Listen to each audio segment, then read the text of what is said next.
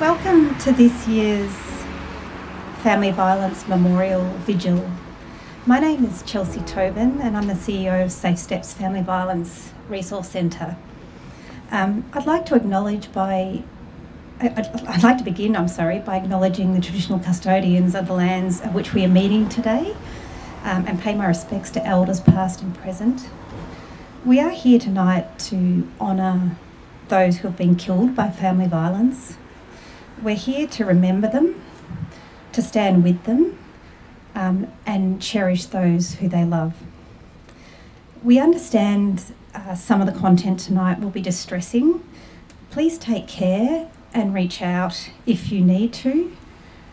We want everybody here to feel really safe and supported. And we have counsellors throughout the gardens if you want to debrief or have a chat. You'll find them as they're holding a purple flower. You can also contact 1800-RESPECT, or if you're experiencing family violence, please call us at Safe Steps. We're here to help. I'd also like to let Aboriginal and Torres Strait Islander people know that there will be images and discussions of people who have died tonight. I thank Farah Mack, who will be guiding us through the proceedings tonight.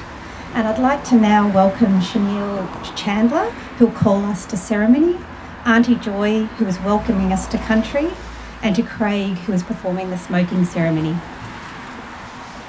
Wandiat Gabone Nara Jara Nun Durero Wandiat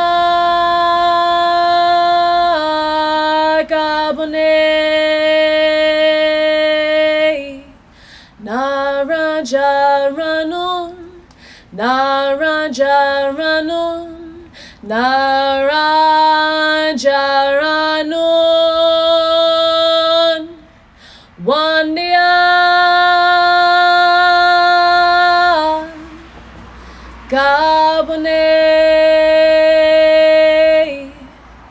Narajaranun, Narajaranun, Narajaranun Durenron Wandiat Gabane Narajanun Narajanun Narajanun Durenron.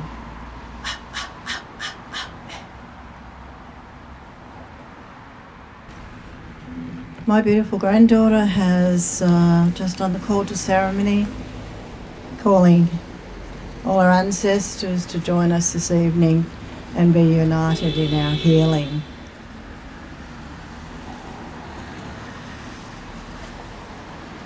Breath is such an important thing.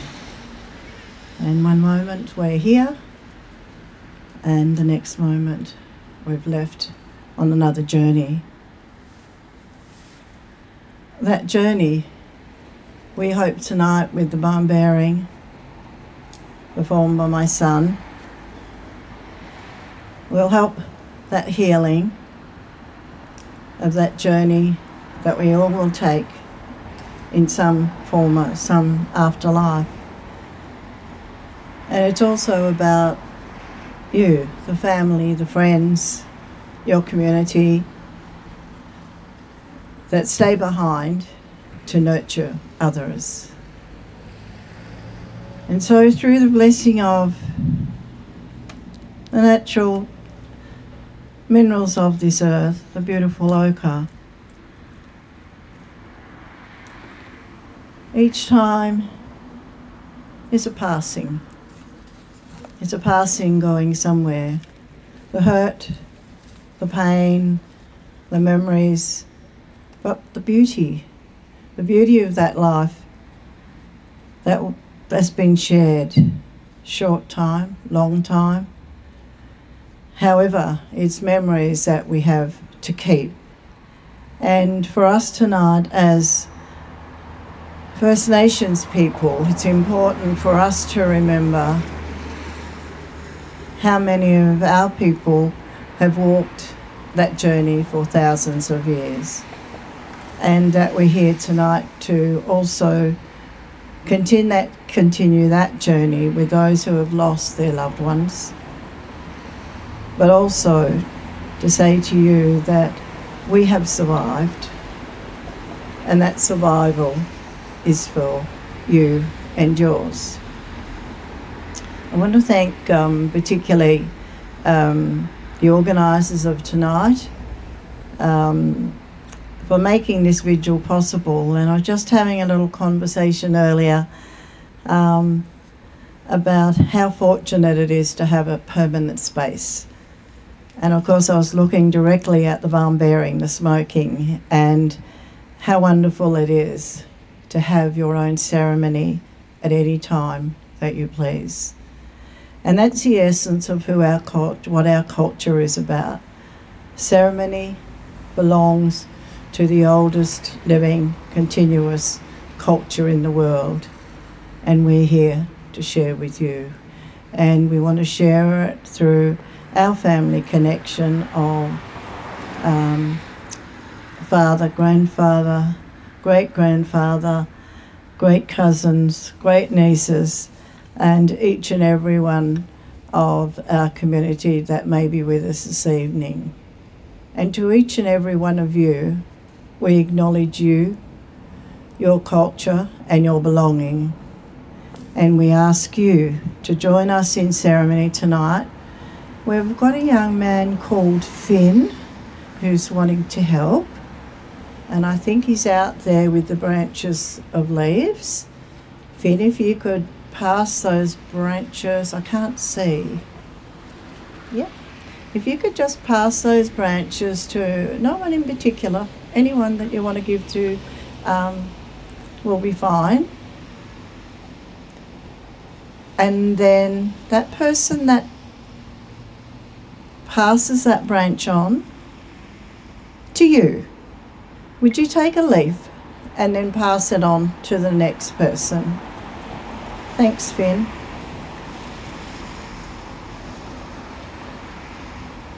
Accepting this gift means that you are welcome to everything from the tops of these amazing trees, the manigum.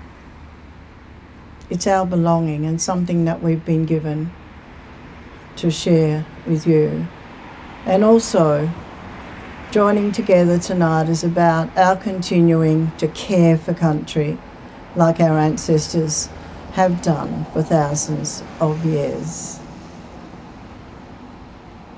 May your journey be full of memories, be full of love, and full of hope that we all meet together someday. Our language is the Woiwurrung, Womenjakar, Wurundjeri, Yemen, Kundibik, and you are most welcome to the traditional lands of the Wurundjeri Woiwurrung people. Nojkanwa.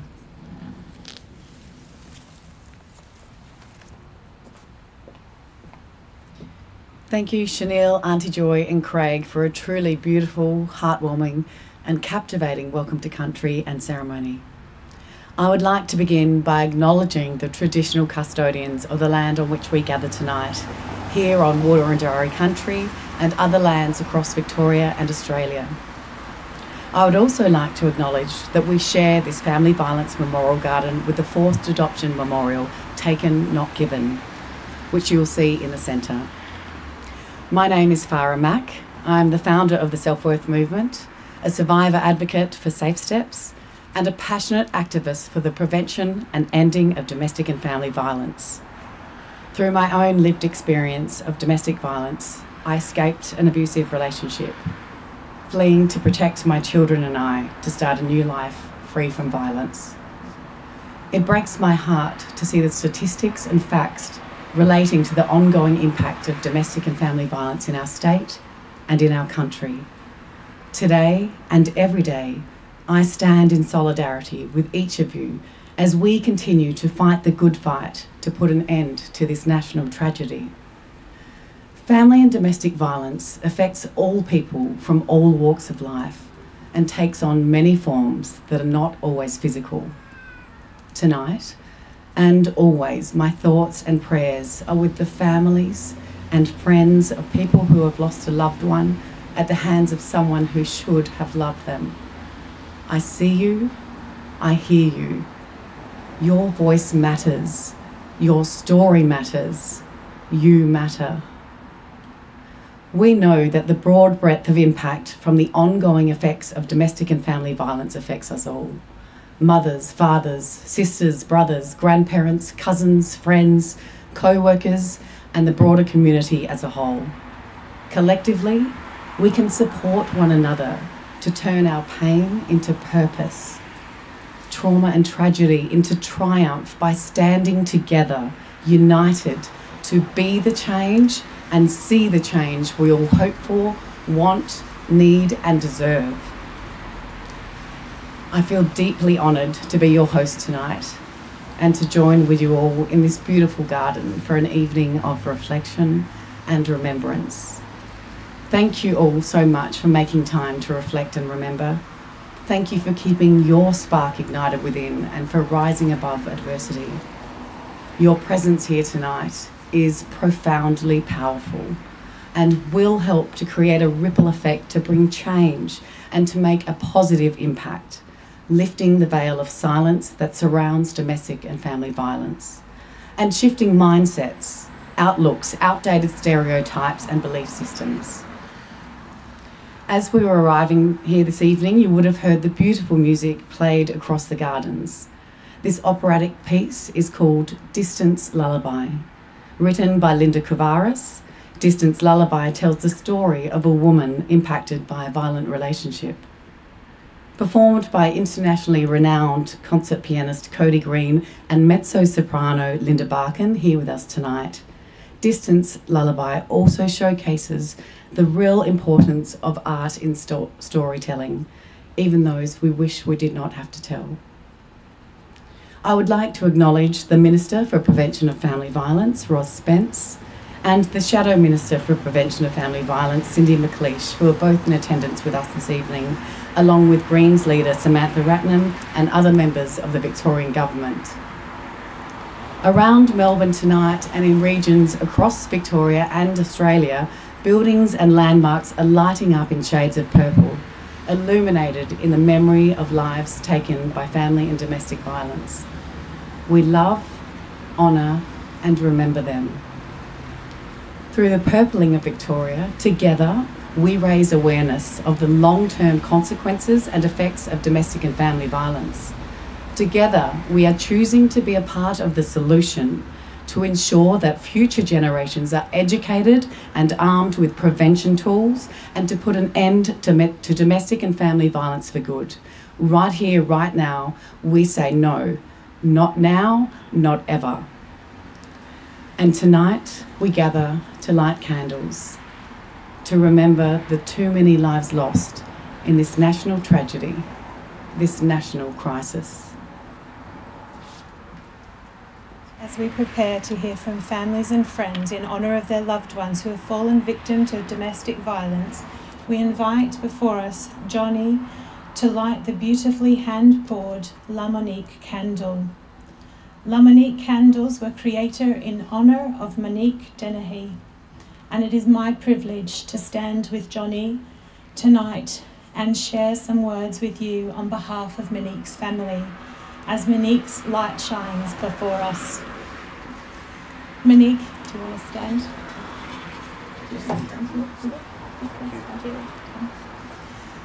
Monique Dennehy is the sister of Sally, Paula, and of Johnny, who is with us tonight, daughter of Faye and Frank, mother to Sam and Zara. Monique is remembered as a beautiful person with a calming soul, compassionate, with the ability to light up a room with her vibrant personality and infectious laughter. Monique sadly lost her life when she was trying to escape from a long-term relationship. Living in America, she had planned her escape to return home to her family here in Geelong. She had sent her daughter Zara out to boarding school, opened a private bank account, organised the date for the removal of her belongings, but only weeks before the date she had booked her departure flight, her partner discovered Monique was planning to leave. Like a horror movie, he decided if she was going to leave him, then she did not have the right to live. Monique's sister and Sally and her husband Chris wanted to help others in the prevention of falling victim to domestic and family violence. And what for them could be more fitting than to create a perfumery in honour of Monique. Over 4 years ago, they opened La Monique Perfumery in Point Lonsdale, where they hand pour candles, diffusers and body products. $5 from each sale is donated to the Sexual Assault and Family Violence Centre in Geelong. And for the month of May, Prevention Month, $10 from the candle of the sale is donated. Through their ongoing endeavours and Monique's foundation, Johnny, Sally and Chris continue to keep Monique's memory alive and her shining light through the assistance of their donations they give to other victims. No one should have their life stolen from them at the hand of violence. Everyone deserves freedom. Monique, we remember and honour you.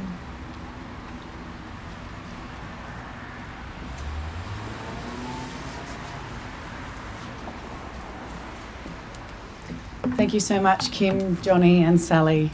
Monique's light will continue to shine through the love of her family and tonight through the lighting of her beautiful candle. Each candle displayed throughout the garden tonight symbolises those who have died from family violence in Australia, not just this year, but also last year and the year before that. This is not a new issue, and it is an issue that does not seem to be going away. As of tonight in Australia, there have been 13 women whose lives have been taken by domestic and family violence. 13 Australian women killed by someone who should have loved and cared for them. This is almost one woman a week. In 2022, there were 56 women who were taken from their families and loved ones. These are just those that are counted. We know the number is higher. Throughout this Candlelight Vigil tonight and beyond, we will stand united to remember and honour the person behind the number.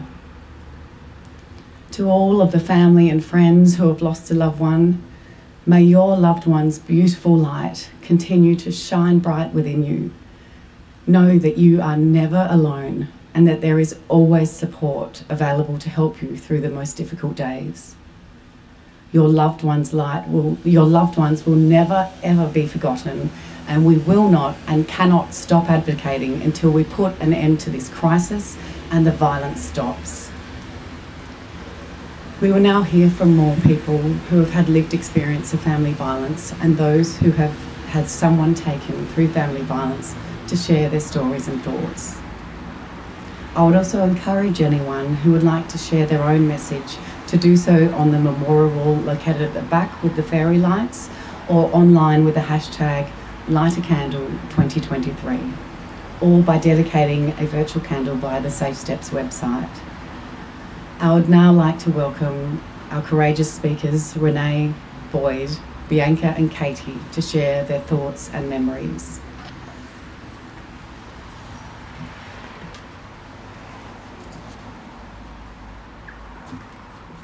Hi everyone. I'm just a little bit sad to hear that the candles out there's a lot of candles, and it's only the last 2 years, which would not include my mum, who was taken 12 years ago. So I'd hate to think how many candles would actually really be here, and I feel quite emotional just with the visual, but also knowing that there's a lot more candles, or there's a lot more people that aren't here because anyway, I'm going to start my speech. We gather to remember and honour our loved ones tonight, and I'm also here speaking to highlight the national crisis in Australia of domestic violence, which is very sadly close to my heart. The life I'm honouring, I'm going to get my tissues ready. The life I'm honouring is my beautiful mum, Joy. 2016, murdered in her own home by someone she knew. Last time I heard my mum's voice was on the phone wishing me happy birthday to make plans, which never happened. Mum was murdered in her home exactly 1 week later by a man that should have been stopped 8 months earlier, when he almost killed Mum in her own home. He strangled Mum unconscious. Mum endured a serious assault and a near-death experience, strangled and hospitalised for 2 weeks. The charges the perpetrator received didn't equate to the severity and seriousness of this assault. He received a slap on the wrist and walked free. 8 months later, a similar assault. However, he killed Mum and then he was charged with murder. My family asked the question, why wasn't he charged with attempted murder? Hearing our mum's words in court, her police statements were included as evidence. Mum's words about the prior violent assault, the threats to end her life and to find us, her children, and how scared Mum really was prior to her death. Our community thinks if it's not serious, the cops would have locked up the perpetrator. We have learned, no, this isn't what happens. We've learnt that to be charged with attempted murder in Victoria, there needs to be without a doubt that that was the intention. Evidence, such as CCTV, etc. Without this, the perpetrator receives a slap on the wrist and walks free. We're sending the wrong message to the perpetrator. Oh, it's okay. You didn't kill them. And there's no offence to be charged here in Victoria for strangulation, and they walk free, leaving the victim feeling like that it doesn't matter, or that they don't matter, and that the assault isn't extremely serious. During numerous court hearings, learning every detail prior to and after Mum's death and what he did after her death, these words I will never unhear. We all experience grief, the death of a loved one, but when you have a loved one whose life is taken from them, murdered, the grief is different and the loss is shockingly greater. The questions in your head are hideous. And when you learn what happened to your loved one by a homicide police officer and in court, you will never unhear these words ever. Domestic violence deaths, which are murders, are different. When a loved one is murdered, the intimacy of death is ripped away. We wanted our mum's jewellery she wore. Instead, all of Mum's personal belongings and jewellery that were with the police as evidence. We read headlines in the paper, "I loved her to death," making out the perpetrator to be the victim. The media reporting is absolutely disgusting, making the perpetrators out to be the victim. Family and domestic violence sounds like it's your problem at home. It's just violence. These people have names, they're not statistics, and we need a serious cultural shift. Sitting in a courtroom metres away, we're to sit in a courtroom metres away from the man who murdered our mum. Our mum's house was a crime scene. During the court hearing, our mum didn't have a name. She was referred to as the deceased. We received an apology to our family from Victoria Police during the inquest for failing to protect our mum prior to her death on numerous occasions. I'm astounded that our family has been advocating for over 12 years. We need to learn the lessons here in Victoria, here in Australia. Strangulation resulting in near-death assaults doesn't have a charge. How much more serious can assault be, near death, and a perpetrator gets a slap on the wrist? Victoria needs a standalone mandatory offence for non-fatal strangulation. If anyone strangles a person, there'll be zero tolerance, removed and locked away. When we send the right message to the perpetrator that this will not be tolerated, when we send the right message to the victim, we care, you matter, you will be protected and you are protected. And this is a serious attack. I can't believe, or I don't know whether we all can believe, that we live in Victoria and this law doesn't exist here and in other states in Australia. This is a national crisis. Our family wants the Prime Minister to recommend this in every state in Australia. It shouldn't be grieving families advocating. The inaction of our Victorian government demonstrates to our family that this law isn't a priority. How many more people need to be murdered in Australia by people that they know before this is a priority? The number of lives lost speak for themselves. Our mum always wanted to help anyone in need. She would have loved working in like a soup kitchen or helping the needy. She loved animals and would nurse anything like a broken bird with a bird with a broken wing. And people. She was always drawn to people that were struggling and just wanted to help them. I know my mum would be so proud of my brother, sister and I for helping to break the domestic violence cycle with this law. Horrible people are capable of murder and will be locked up and the victim protected before they're murdered. This is something our mum would be proud of. I can't tell you how bittersweet this feels in our hearts. Thank you.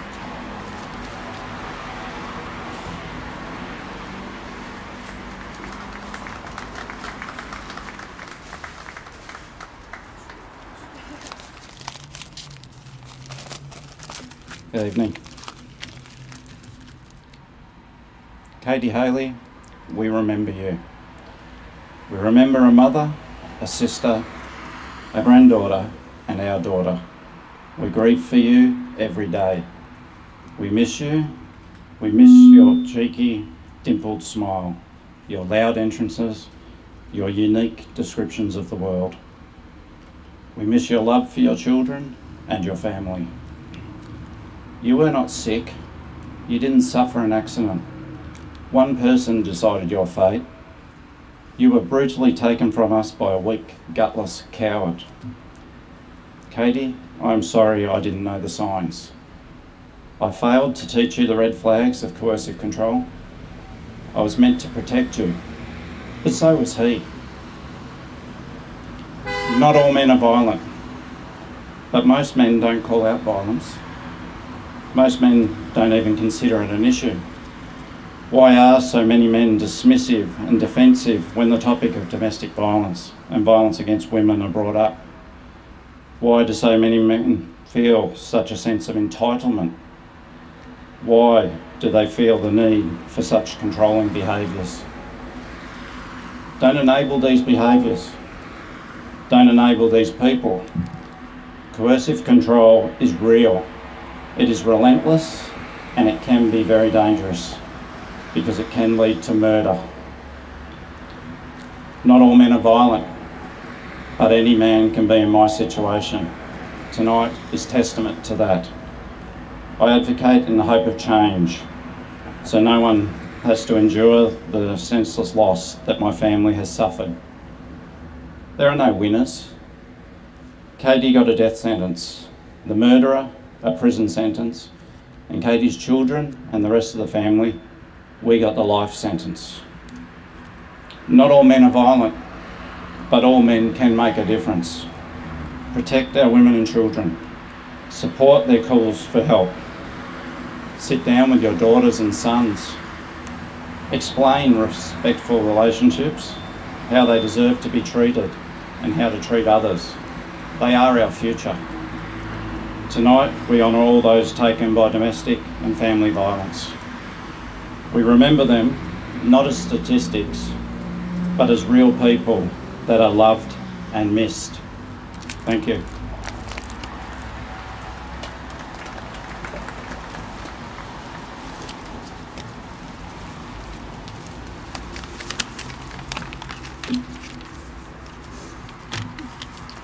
I want to start by saying that everyone here is remembering someone special tonight, whether it be a family member or a beloved friend. For me, I am remembering my big sister, Katie. I am remembering the wonderful memories and love that our family was so lucky to experience with her. Katie is more than just a statistic, and she is not defined by the way in which her life was taken at 29 years young, but the love that filled those years.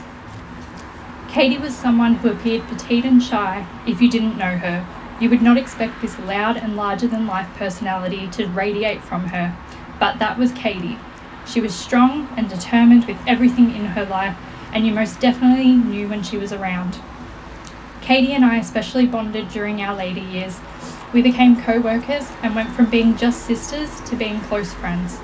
My fondest memories are from those few years prior to her death. Our family unit was the strongest it had ever been. I am so grateful for that last year. The late night McDonald's runs after work, working almost every shift together, and the light teasing about my workplace crush. If it wasn't for Katie, my partner and I wouldn't be together, and I wouldn't be a mother to my gorgeous 11-month-old son. Becoming a mother has allowed me to feel close to Katie all over again, to understand her unwavering love and dedication to her children. Katie's life is not measured by just her time on this earth. Katie's life is measured by the lasting impact that she has left behind. So tonight, we honour the memories and mourn for the memories that we were yet to create. If love is one of the strongest emotions we can feel, then grief would almost certainly be seated alongside it, for you cannot have grief without love. We all love and miss Katie immensely. Our lives will never be the same, but I have been so blessed to experience a part of my life with Katie. Unfortunately, her children have been robbed of that same memory and love that we got to experience. Yes, they have the videos and photos to reflect on, but it's not the same thing as having their mummy in their life. They are left to navigate a life that was not meant for them, and therefore I would like to share a few words from Katie's children about their mummy. Katie's daughter says, "I miss her hugs and kisses so much, her cute smile and funny laugh, and I miss that she doesn't get to spend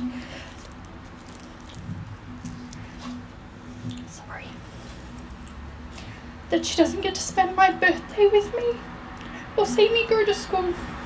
I miss my mummy every day." Katie's son says, "I felt heartbroken when I got the news. The first thing I thought about was the good memories I had with her. I miss the memories and the fun we had." Thank you.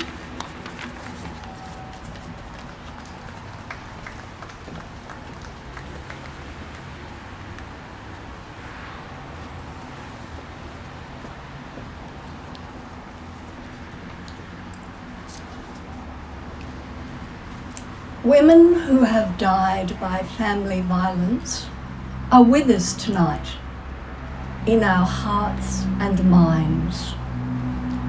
Vicky, Joy, Adriana, Rakaya, Katie, Nicole and Caitlin are like beams of light gathering with us in the dark. They are shining through us as we remember them. Their light is a torch to our advocacy.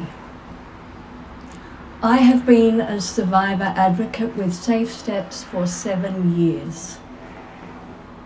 Tonight it is my privilege to introduce you to this tree of light, a sculpture that was inspired by the bereaved advocates who spoke at the 2022 vigil.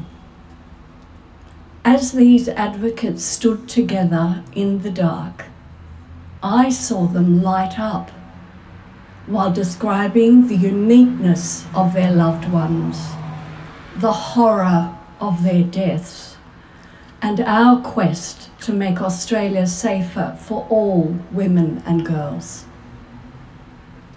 While listening to the advocates, I felt that their love, our love, knows no limits.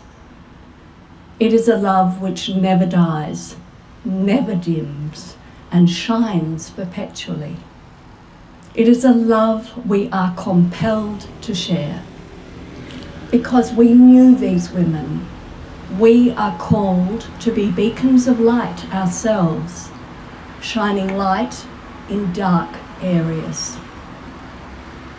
This tree of light is a tribute to all women who have died through family violence and all who miss them. Memories of them are rooted in our hearts, and stories about them continue to grow like branches of a tree reaching out into the world. Vicky, Joy, Adriana, Rakaya, Katie, Caitlin and Nicole, your lives mattered, Your deaths mattered, and you still matter to all of us who say no to violence.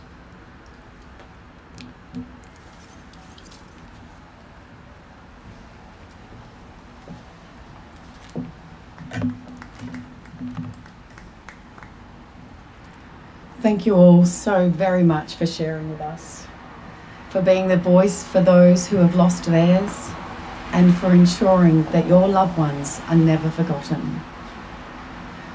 In the moments where the grief feels like just too much, remember, grief is like the ocean. It comes in waves, ebbing and flowing. Sometimes the water is calm, and sometimes it is overwhelming. All we can do is learn to swim and know that we have a support team right there beside us to guide us. Let us pause for 1 minute's silence in remembrance.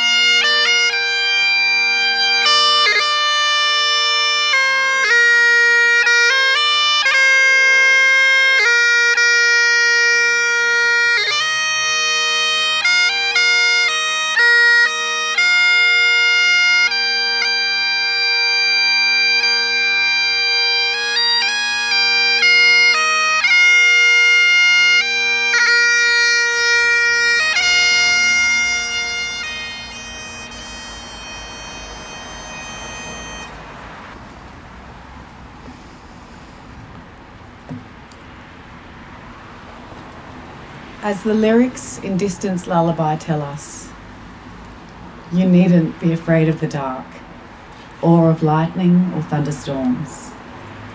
One day you will play in the rain, and the terrors of the night will all be banished by my love. Feel me watching over you. To all who have died because of family violence, we remember you, we love you, we will honour you. Thank you all for being here with us this evening.